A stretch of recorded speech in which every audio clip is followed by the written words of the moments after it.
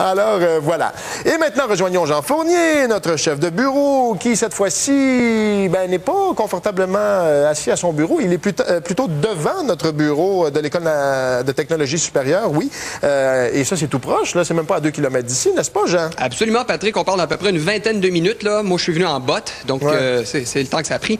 Mais c'est important d'être partout, hein. J'ai un devoir d'être là où se passent les événements et de les couvrir de près. Et celui-ci est très, très proche. C'est que de vendredi à dimanche prochain, il va y avoir la 4e édition des Computer Science Games. C'est une compétition entre des équipes d'étudiants universitaires qui vont s'affronter dans une série d'épreuves très variées. D'ailleurs, c'est l'ETS qui a remporté la compétition l'an passé.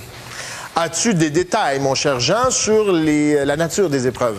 Oui, Patrick. Mes sources m'ont confirmé qu'il y en aurait 12 de ces épreuves. Ça va couvrir tous les domaines de l'informatique, des jeux vidéo à la programmation, en passant par des problèmes de logique. Par exemple, on va demander aux équipes de concevoir une intelligence artificielle qui battra celle de leurs adversaires, ou encore de créer le site web le plus élégant et fonctionnel, de déboguer un programme volontairement buggé, de s'adonner à de la programmation extrême. Aïe, aïe, ça promet vraiment. Ou encore, ils vont se lancer des problèmes d'algorithmique par la tête sans casque. C'est pas pire. Pourtant, ils devraient se protéger le coco parce que c'est vraiment une compétition pour voler. Oui, oui, vraiment. C'est là que se retrouve la matière première sous la calotte, dans la tête.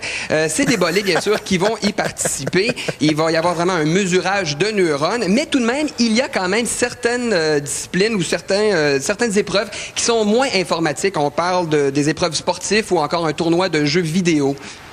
OK. Ah oui. Et d'où viennent les participants en terminant? On parle d'une trentaine d'universités du Québec, de l'Ontario, mais aussi du nord-est des États-Unis.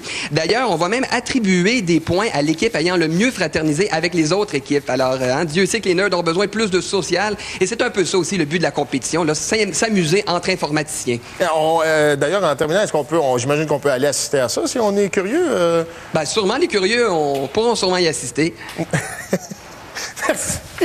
Merci, Jean. Je vous rappelle donc qu'on parlait des Computer Science Games qui vont se dérouler de vendredi à dimanche. Là.